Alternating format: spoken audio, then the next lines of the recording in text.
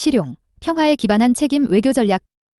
신사, 숙녀 여러분, 안녕하십니까? 국민의당 대통령 후보 안철수입니다.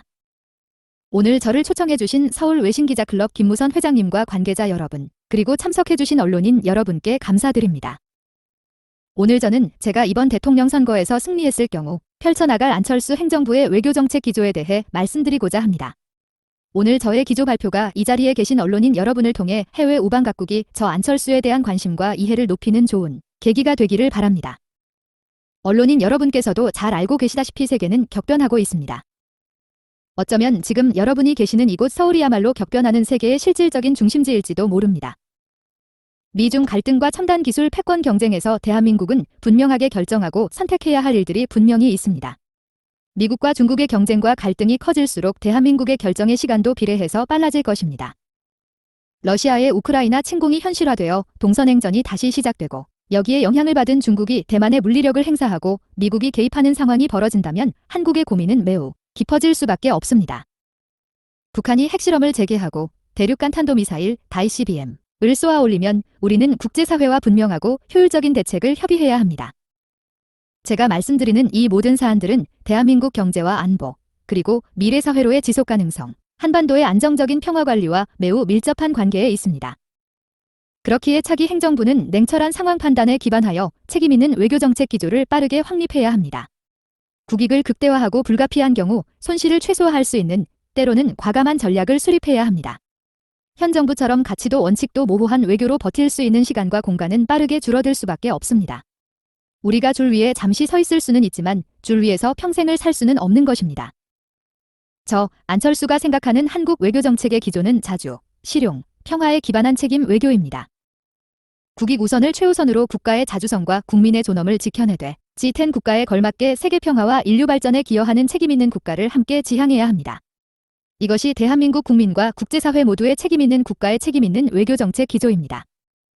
이를 위해 국익 우선주의, 민주주의 가치 존중, 국제사회 제도와 규범 준수, 상호주의, 호혜 평등이라는 5개의 외교 원칙이 필요합니다.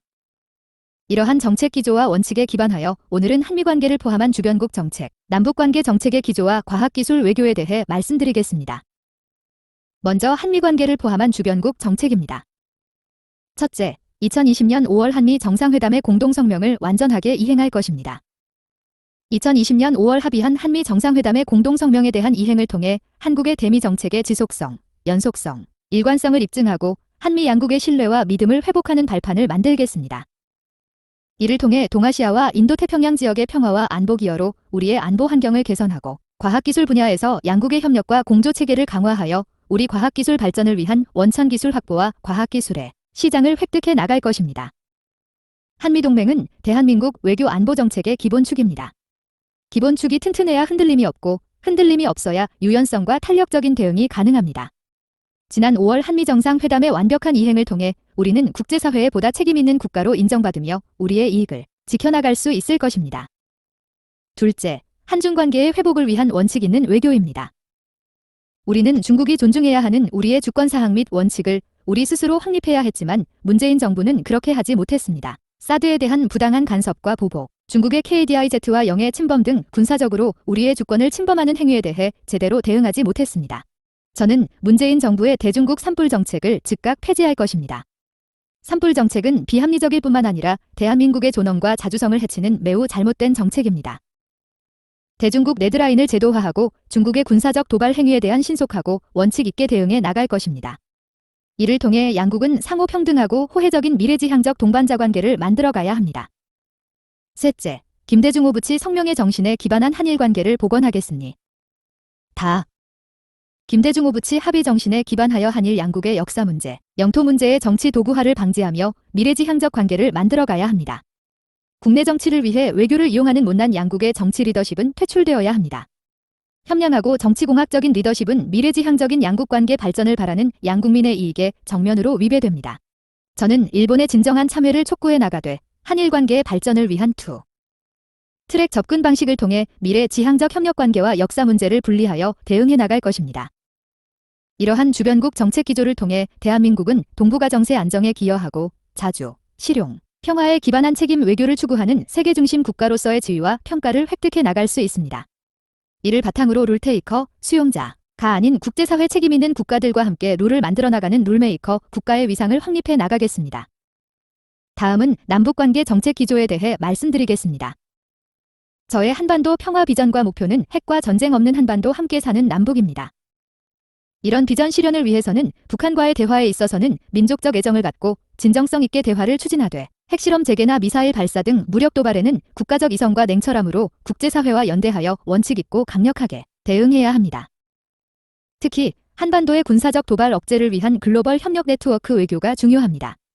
우리나라의 안전과 평화, 우리 국민의 생명과 안위를 위협하는 군사적 도발에는 국제사회와 함께 군사적 맞대응도 불사하는 의지와 자세로 대응해야 합니다. 그것이 책임 있는 국가의 모습입니다. 안철수 행정부는 한반도의 평화와 안정 유지를 위한 한미동맹의 대비태세를 강화하여 억지력을 강화하고 북한 핵 위협에 대항하는 한미 핵공유협정 체결을 추진해 나갈 것입니다. 그동안 남북관계는 민족과 국가를 혼용하여 원칙 있게 진행되어 오지 못했습니다. 남북은 특수관계이지만 기본적으로 국가 간의 관계입니다. 핵 문제를 민족 문제로 접근해서는 절대 풀 수 없습니다. 국가의 냉철함과 이성이 북한과의 솔직한 대화를 이끌어내는데 더 효과적이고 북한을 더 위하는 길이라고 생각합니다. 환상을 심어주는 일도 없어야 하고 과거의 상투적인 수법은 안 통한다는 것을 분명하게 이해시켜 주어야 합니다. 중요한 점은 북한을 국제사회의 정상적인 구성원으로 견인해내야 한다는 점입니다. 가령 예를 들어 비핵화가 진척되어 북한에 대한 투자가 재개될 경우 과거처럼 남북 둘만의 개성공단보다는 대한민국, 북한, 미국, 중국, 일본, 러시아 기타 EU 국가들이 참여하는 국제 콘소시엄을 구성하는 방안이 더 안정적이고 지속 가능할 수 있습니다. 마지막으로 과학기술 경제외교에 대해 말씀드리겠습니다. 현대외교는 종합외교이고 외교의 대부분은 사실상 경제외교라고 해도 과언이 아닙니다. 국제협력을 통해 보다 나은 기술을 확보하고 시장을 개척하는 것은 어느 나라를 막론하고 국가의 핵심 외교 전략입니다. 특히 대한민국처럼 수출 비중이 높은 나라에서 경제외교는 그 중요성을 아무리 강조해도 지나침이 없습니다. 우리는 과학기술 원천의 미국 그리고 과학기술의 최대 수요 시장의 중국과 글로벌 공급망 내에서 경쟁과 견제 구조에 있습니다. 이 전쟁에서 우위를 확보하기 위한 과학기술 협력 외교를 크게 강화해 나가야 합니다. 초격차 기술 확보와 함께 세계 시장과 공급망에서 핵심 국가로 자리매김하는 것이야말로 대한민국의 미래 전략이자 생존 전략입니다. 저는 4차 산업혁명 시대의 글로벌 과학기술 외교의 총사령관이 되겠다고 말씀드린 바 있고 현재의 외교부를 외교통상부로 개편하겠다고 약속했습니다. 이와 더불어 대통령 직속으로 과학기술과 외교안보의 융합전략의 컨트롤타워인 가칭 국가과학기술안보위원회 설치할 것입니다. 민관학의 인적자원을 유기적으로 과학기술 외교에 투입하기 위한 국가의 지원체계도 만들겠습니다. 이상, 외교안보에 있어 세계 책임 국가를 지향하는 대한민국 차기 행정부의 주변국과 남북관계 기조에 대해 말씀드렸습니다. 오늘 제가 다 말씀드리지 못한 글로벌 네트워크 확장 외교 등 나머지 부분은 추후 말씀드려 나갈 기회가 있을 것입니다. 경청해 주셔서 감사합니다.